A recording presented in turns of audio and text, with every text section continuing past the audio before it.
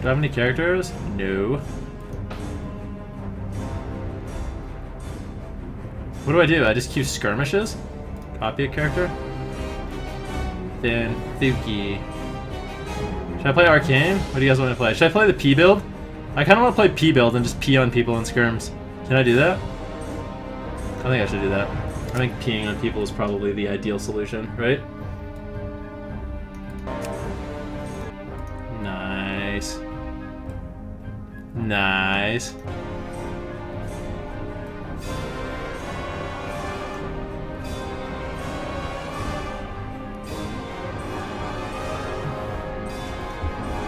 Can you mute the game so we can hear the announcement? The announcement isn't on. It's a commercial break.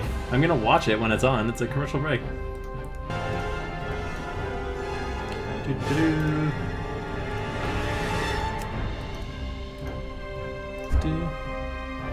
Yay, character copy works again. Yay. Is it gonna save all my macros and keybinds? Let's see.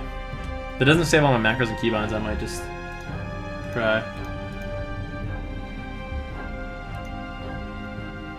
Oh no, my keybinds and my macros. I don't want to set all that up. It's so hard. I wish they saved all that stuff. So when you like copied your character, I missed the announcement. It's all gone. We missed everything. It's all over, man. Hello, everybody. Welcome back. Oh my god! Oh my god! I am joined once. Well, not once again. First time. We got rid of Brian. We brought in Jeremy McIntyre instead, who heads up the World of Warcraft esports team. Jeremy, this is your first time in front of the camera. I know I've worked with you a lot over the past years. I'm usually the one in front of the camera up there flopping around, and you're behind the camera saying, the table's kind of turned. Please stop flopping around so much. It's weird. Could you give us a quick introduction of absolutely. who the heck you are? Yeah, for those that don't know me, I've actually been at Blizzard for quite a few years, and for the majority of my tenure here, I've actually supported World of Warcraft in one capacity or another. Last year, about halfway through the year, right around our regional events, I got the opportunity to kind of step in and head the WoW esports program.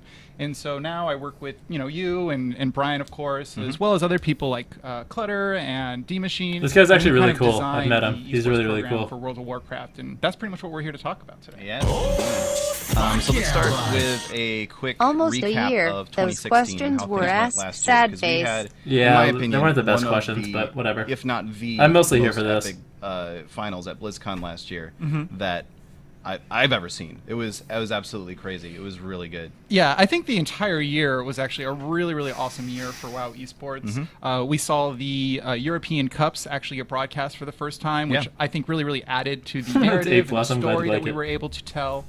I think that really, really helped, and I think that really led into a really, really magical moment that we had at our global finals at BlizzCon last year. Yeah.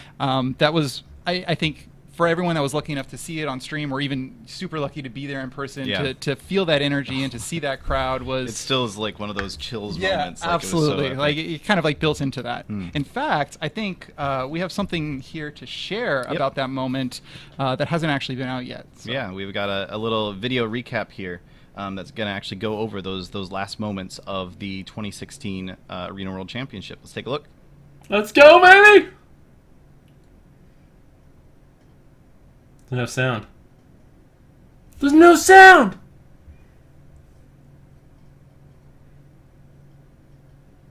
Rip Sea-Doo. Mic muted, mic muted, mic muted. I love Daddy Doo. Muted because copyright.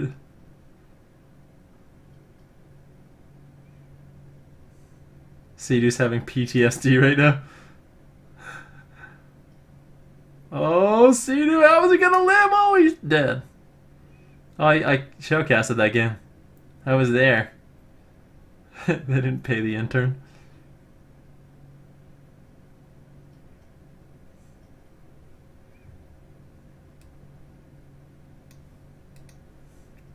Look at him, yay. Okay, apparently there's no audio on this video, which is very strange. So, sorry about that, guys. Yeah, we'll go ahead and repost it on YouTube and get it out to you guys. Yeah, we'll get that video out in a way where you can actually hear it. Sorry about that. Actually have no idea why or how that would occur. So we'll have to debug that a little bit after this.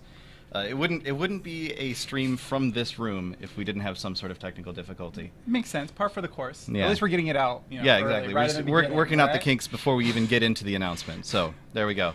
Yeah. So obviously, what we were trying to express in that video was that sort of epic moment right at the end of the final where it was Nice so vid. close. It was literally What's up, went to game Snuts? How's it going, 7. man? We had Botar It was a nice at vid, yeah. I don't like know, 2 3, health. Yeah, like 2 or 3% health, like Yeah. with no cooldowns, just hugging that pillar like it's his Yeah, strain of exactly. life.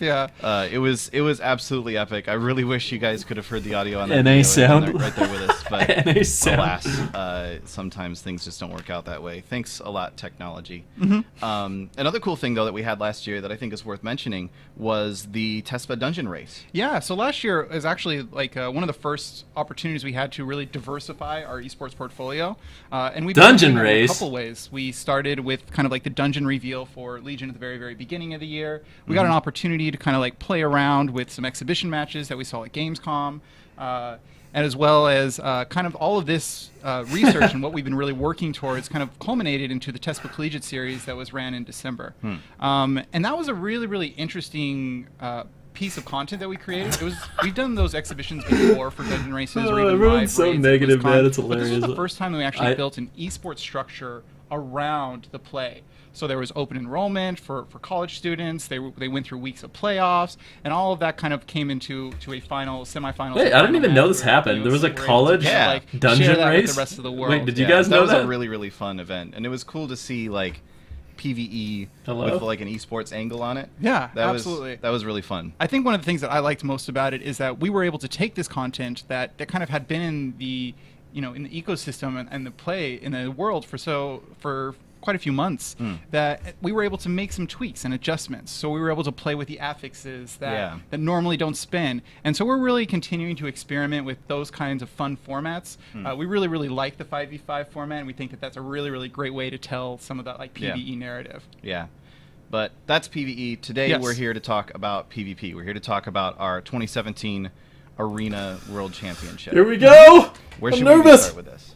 Well, I guess the big thing that we really want to share, like at the meta, the very top-down perspective, is that WoW Esports this year is going to be bigger than it's ever been. We're going to be coming to more venues, becoming more often and more regularly. And at the end of the day, like WoW Esports is really kind of PogChamp? this year is what we're trying to shape. So kind of to go over all that information, though, I think we should kind of start where our participants start, which let's start with the cups. Right. Right? So as we know, our cups are kind of like our open qualifiers. That's what allows people to get into the tournament. And one of the big changes that we made last year with these cups is we actually removed the rating requirement. And this resulted in a huge surge of participation in our program. We saw so many more teams that signed up and to participate in the esports program than we ever have before. And that was really encouraging to see. So we're going to continue doing that with the cups this year as well. Completely open enrollment across the PogChamp? globe. So no more rating requirement. If you want to play, if you want to grab your friends and play against some of the best players, these cups are going to be open for you to do that. Even if you don't think you're going to get I a wanna chance do win, that. you just Yeah. want to get better, the open enrollment kind of program is Anyone really trying to can build that out for participate. all That's kinda cool. PvPers. That's what they did last year, too. Now, beyond just how you qualify or how you participate in the cups, we're also increasing the number of cups. Nice. So let's focus in on the NA and EU region. Those are going to be some of the regions that are experiencing the biggest change in the WoW Esports program this year. They're two of our most developed regions already for WoW Esports, so it kind of makes sense to. There's a lot of start things there. that go into like looking at a particular region. Of course, it's where we've had our program developed over the course of last year. But there's also a lot of community that's around in these regions, and organizations like GCD TV that help support content creation. So the first thing about the cups that we're doing, last year we had 3 cups for NA, 3 cups for EU. We're going to be increasing those to 5 for Yep. each region. So 5 cups each that region? right there, in and of itself, is really a lot That's more. minimum content 10 that we're able tournaments to just bring, from Blizzard. That's kinda throughout cool. the year, and Yeah. kind of spread out Even more. throughout the year as Yeah, well. it's So 4 there's more cups. 10 total. So qualifier that's- cups that are that's- gonna be that's- online we're tourneys, I going guess, from 6 from to Blizzard? 10, basically. If you're following both scenes, which both scenes tend to be broadcast in English, so a lot of I think the people, especially watching this right now, will be the sort that tend to tune in for those. Yeah. So that's just even more content. So one of the other things that we'll be doing is we wanted to make sure that we kept these events meaningful.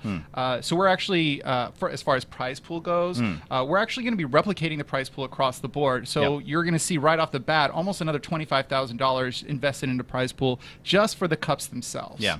And that's really cool, especially because there's more cups. They're occurring more regularly. Yep. I think these are online. They were online tournaments last year, That right? gives a lot more of an opportunity to So they'll probably be earn online money tournaments again. as a pro player throughout the year, which is something that we've been hearing feedback.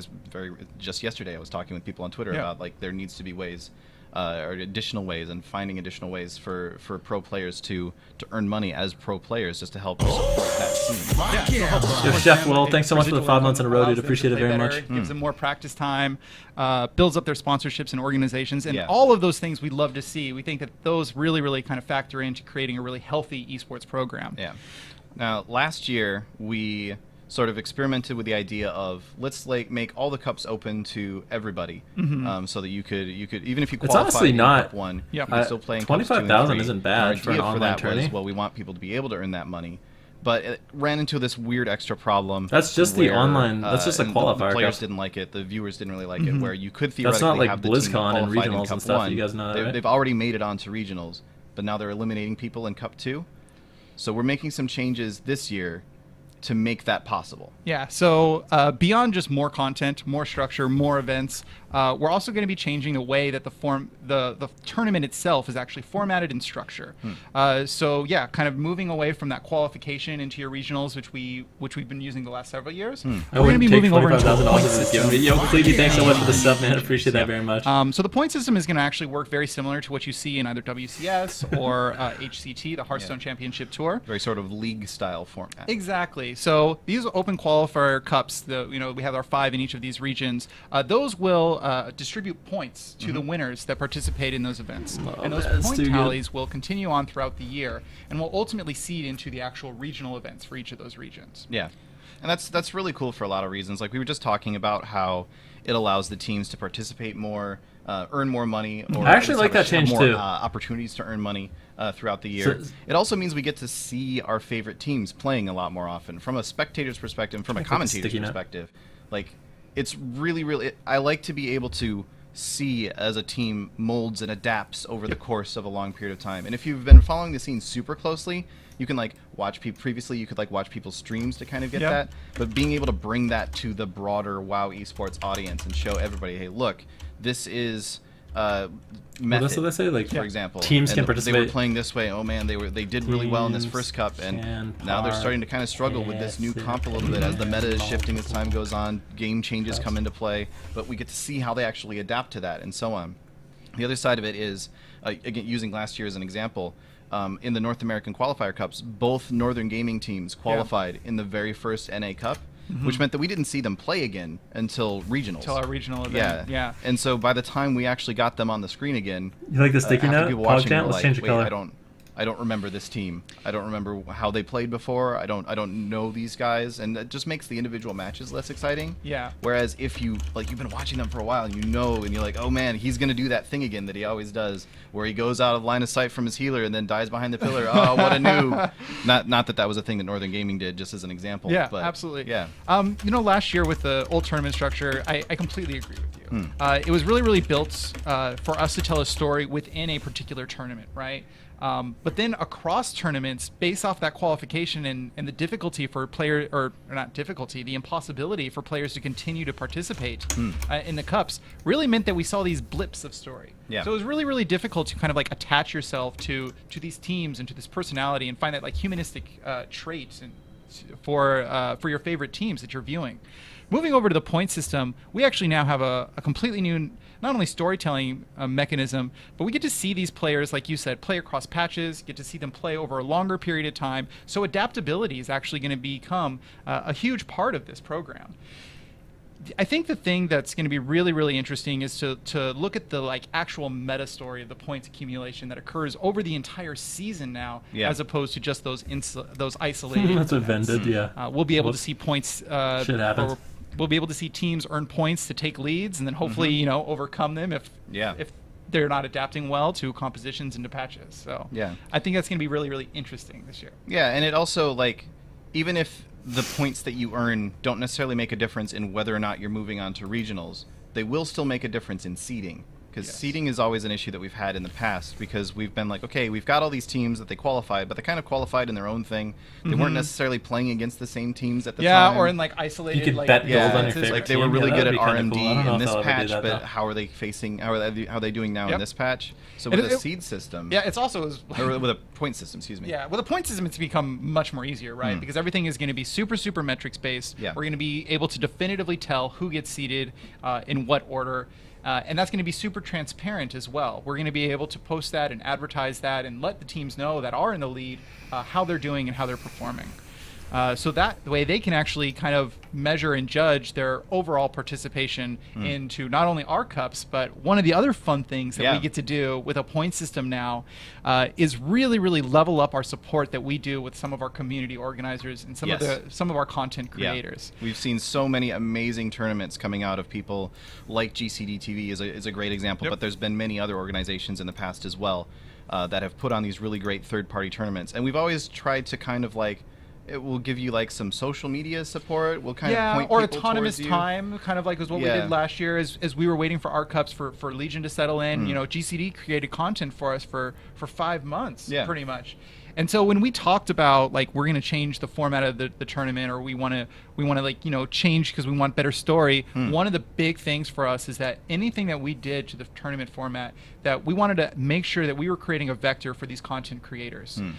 So what you'll see, if we were to now that we know that we have 5 cups in NA, 5 cups in EU, and here's the other thing that I didn't get a chance to really announce yet. That's pretty fun. These cups will actually be starting next month. Yes. So in April, we will see both an EU and an NA Cup coming out. In Oh the my next God. couple of weeks, we'll see our sign-ups and the actual dates and all What the the podcast fuck? times will be It's posted to you happening! guys, too. Yeah. Next So that's gonna month! be really cool. But Fuck Jam! So now we know they're starting in April. We know we have 5 in EU, 5 in NA. If we were to take that in a timeline and know that all these leads up into our regional events, that pretty much is a tournament every other weekend for WoW Esports. Now, like I said, we created that vector for community tournaments. So for partners that apply, we'll actually allow them to distribute points on our behalf. That'll feed into the Whoa. actual global finals. Community so when you kind tournaments of overlap our can tournaments with the tournaments award that our organizers qualifier points? will be producing, That's kinda cool. we're going to be looking at a state where almost That's every pro. week we're kind of getting WoW content, and we're able to see really good games and really meaningful games that'll ultimately lead into the World Championship at the end of the year. It's a lot more like, obviously there's a lot of people that do enjoy those community tournaments, but then there's a lot of people go, well, this isn't on the main like WCS or the World Championships. So it feels less impactful, but now it will actually make a difference because we'll be able to give them at least some amount of points. Probably not as much as our actual events, but yeah, definitely not as much as our actual events. We really feel that if you've taken first place in one of our cups, you should have a really good chance of going in and making it into your regional event. Right. So the way that we've allocated points, and which you guys will see later today, because we'll have a blog post that kind of follows up with some of this information.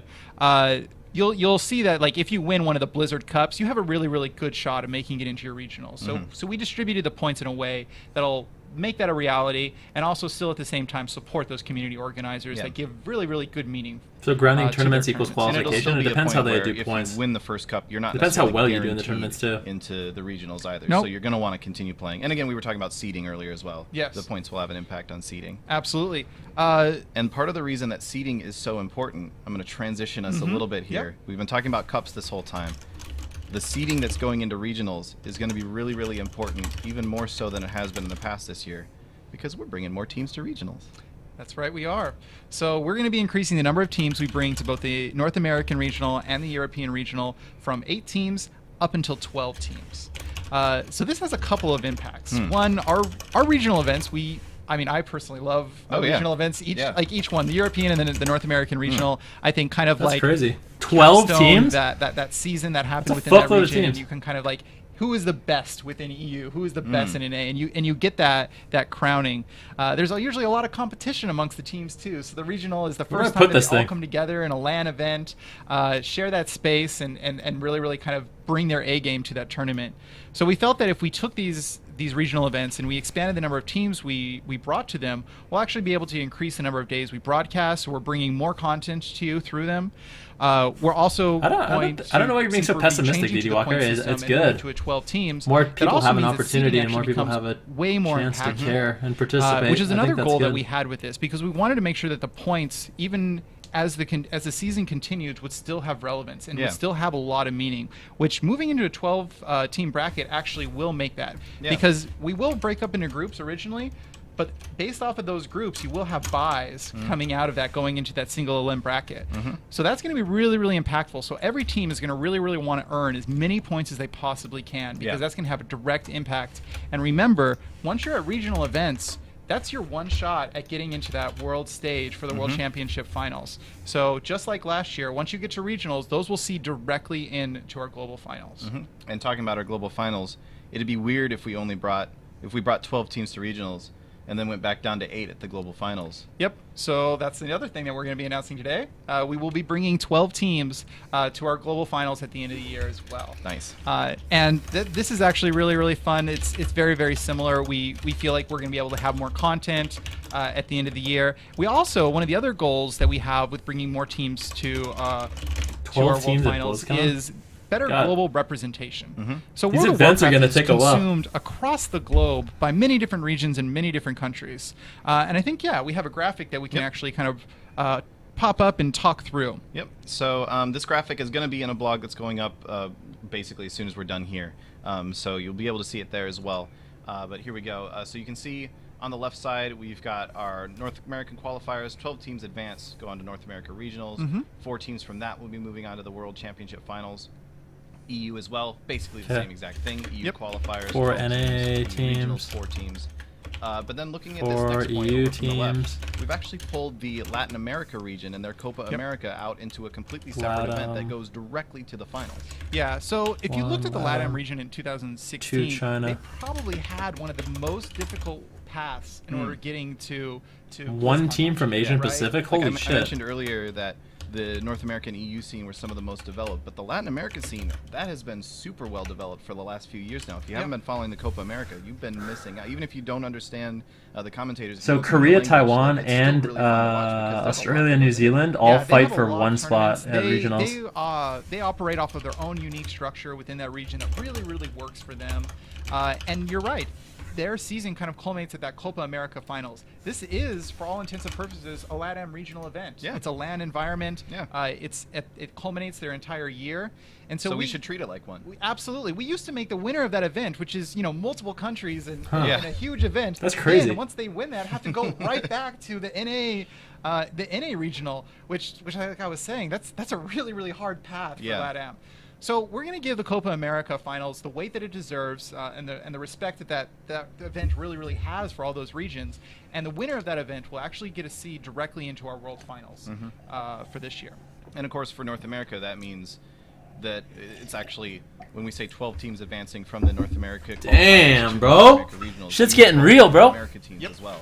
Absolutely. Because the Latin America is no longer taking one of those spots. Yeah. So And you'll also cool. notice, that they're up actually from 3 seeds, where they got 3 seeds directly into BlizzCon last year, and we're talking about NA here. They're actually moving up to 4. So we'll see more NA teams on our global stage. Australia and New Zealand's going to have to graphic, compete against the China Korea and Cups, there's Taiwan now instead of multiple China NA Cups. at the regionals. That's crazy. 8 teams are going to advance to the China regionals, and then 2 teams will advance from the regionals to the World Championship Finals. And that's because the Chinese area, it doesn't get a lot of exposure in the English-speaking audience, so a lot of people that are watching this probably aren't quite as aware of this.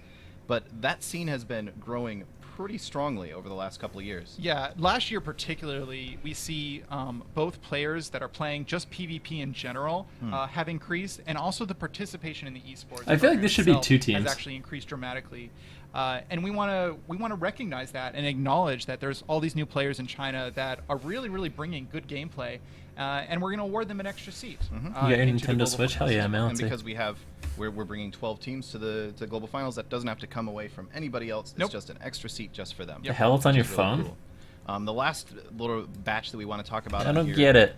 Is our Asia Pacific region. Historically, that's been Korea and Taiwan. we're actually moving Australia, New Zealand into that region as well for a few different reasons. Yeah, so there was a couple of reasons and methodologies that we had of moving ANZ outside of the NA region. One, I think the thing that I want to kind of shout out now to the ANZ players is how good the level of play that we're getting out of ANZ. Yeah. For those that don't know or that weren't following the scene too much, they were literally only one series away from making it to BlizzCon last year. Yeah. So we know that they can bring really, really good games and have really, really good strategies. So we really felt, and when you look at the APAC region next to ANZ, APAC region itself has actually been dipping down in participation a little bit. So we feel that if we put ANZ over there, we're going to be doing two things. One, hopefully we're inciting some competition within KR and TW to kind of bring their A game and their own home turf as ANG joins them for their APAC regional this year. And additionally, we want to allow ANZ to have, kind of like with LATAM, have a more streamlined approach into their regional event. That will ultimately lead them into that BlizzCon or that World Final stage that we have. Yeah, and of course, you were kind of mentioning this as well. It actually breathes a lot of extra competition into that Korea-Taiwan area as well. So it just basically means it's a more involved environment for all of these people involved, which is really cool. Yeah, absolutely.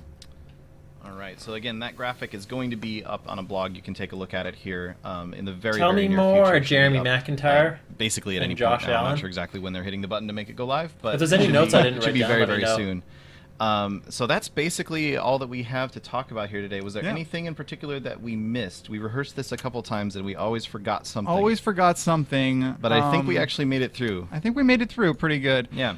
At the end of the day, I think I want to give a nice little thanks to all the players and all the people that kind of contribute to the WoW esports ecosystem, from sponsors and team managers to the actual players themselves, to our community organizers like GCD TV. Everyone has been super, super passionate, and it's been really, really awesome working with you guys over the last year. And I look forward to continuing working with you guys in the future. It's a really, really passionate community and one that I'm super, super excited to be a part of. Yeah. And I think it's also worth calling out, like, we've seen WoW esports since I started being fairly involved with WoW esports in 2013 when I cast my first event at BlizzCon 2013, which, by the way, was terrifying. To have that be the first time you're casting WoW arenas was actually at BlizzCon. Where was I going with that? Oh, yeah. So, like, basically, since I started up until now, WoW esports has been growing exponentially every year. Yeah. And I think it's fair to say that, at least I believe, it can only go up from here. So I really feel that. I think Legion paved the way for us also, right? There's just so many more players. The game's in a really, really good state right now. The community is more active and more involved and more passionate than it's ever been. And hopefully this program that we're rolling out this year kind of matches and replicates, like what the community is already feeling in that same fervor and passion that we're seeing amongst all of our members. Yeah, and it's like, especially switching to a sort of league-like structure like this is the sort of thing that can only give us more opportunities to expand in the future as well. Like, we're making a lot of very, very big changes this year, but I see this as WoW esports just continuing that upward slope. Oh yeah, I don't think we're at our end point yet. I feel like we're going to continue to experiment, we're going to continue to assess and look at things and take feedback from the community. And just like World of Warcraft, it is an ongoing thing. The esports program is going to replicate that. We are going to evolve. Yeah, we're going to podcast about this tomorrow. Up and for sure. With Jamili. Where it makes with sense. Jamili. All right. Well, thanks again, guys. Again, apologies for the lack On of a more audio. positive on that note, video this is earlier. a We're gonna get fantastic that job posted somewhere opportunity so for you can then. More see games it to in its cast, full more glory practice and instead of experience so you just can move staring on. awkwardly at it for Thanks, a man. couple seconds. It was. I like the practice, yeah. That's good. That's Yeah. awesome. Yeah. Hopefully That's they'll good. It's we're totally take me worth as a it if caster. you guys, definitely want to recommend that video is really, really amazing. It tells a great kind of recap. Sorry, of I'm making a lot of probably my noise. favorite moment in WoW esports history. Yeah, definitely. So. And again, we will have a blog up in the very near future. My if favorite it's not moment in WoW already, esports history? that sort of Method recaps losing. everything we were talking about here. Sea-Doo's dreams crushed. Oh, and I want to give one last shout out to the Play with the Blues event that's happening in about 2.5 hours on the PTR. Get in there, get in those skirmishes, and help us nail down. Should I play with the Blues, guys? Balance You guys want me to play skirms on the PTR and farm Holinka? Yeah, so all NPCs are going to be. I'll do it. That is tomorrow. Oh, really? Okay, yeah, that's right. So that's right. there's two things happening. That's another good one to call out. That's the one I'm waiting for, as you could tell. Yes, it's a surprise. But yeah, so today is the Play with the Blues event, and then tomorrow we're doing the Dalaran Free for All event. And yes, all NPCs. Well, I think all NPCs will be attackable. but there are certain NPCs that I think people are going to be very excited to attack. Yes. So, Yes. all right. Thanks again, everybody, for tuning in. Thanks, Jeremy, for coming on here. Hey, thank you for having me, Josh. It's been awesome. I love Yeah. talking about WoW esports. So Yeah, me too. All right, we're going to call it there. Thanks again, everybody. Thank you, And guys. We will see you, in the arena. next month Yeah, too. for the first qualifier cups. See you. That button. That's the button I wanted. There we go. All right. Well, I guess that's it. That's cool. So, I guess a little recap. They're gonna have 5 cups for NA, 5 cups for EU. Anyone can sign up, which is kind of cool. The point system. It's gonna be a point system. You get points in every cup, I guess, as well as community tournaments can award points, and that's how you're actually gonna qualify for your regionals. Teams can participate in multiple cups, which is which is different than last year. Because last year, once you qualified, like say you played in the first tournament, you qualified, you were banned from playing in Cup 2 and 3. I kind of like this change because it means teams and like really good teams that care about the game a lot have a chance to keep winning prize money and get better seeding for their regionals. Because the NA and EU regionals points are going to determine your seeding. Because there's obviously going to be a lot of teams there, 12 teams at each regional, and then at BlizzCon. They're going to up it to 12 teams as well. 4 from NA, 4 from EU, 1 from LATAM, 1 from China, and 1 from Asia Pacific. I feel like this is really harsh. Personally, I think this is really harsh, but I mean, I guess it is what it is. I think it'll be an Australian team that qualifies. I think the Australia and New Zealand teams are going to go in and wreck house, and they'll be there. Asia Pacific. Nice. I guess that's it. I can take a screenshot of it. Ah! Sorry. Yeah, definitely. Don't do the QA. Just do the esports announcement. That's better. And print screen this and post it on Twitter. Don't look at my porn. God, that was risky. All right. Tweet. Let's tweet some stuff. Notes from the @WoW esports. Is that a thing? Oh, that's hashtag. Notes from the PvP announcement. Bum bum bum bum bum bum. Bum ba ba bum bum bum bum bum ba ba bum bum. Ba ba bum bum bum bum bum.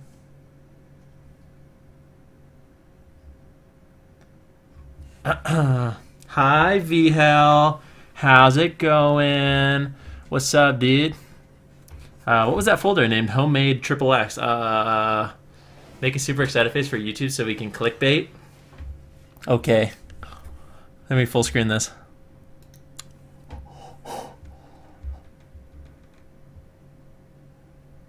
Is that good? I hope that's good.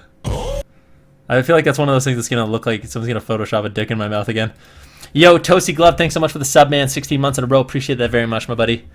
This is my buddy. This is my pal. This is my buddy. This is my pal. Cool. So what do you guys think about that, huh? Do it again. Do it again. Do it again. Yo, Radkey QT, thank you so much for the sub. Appreciate that very much. You love me. Should we make that an emote?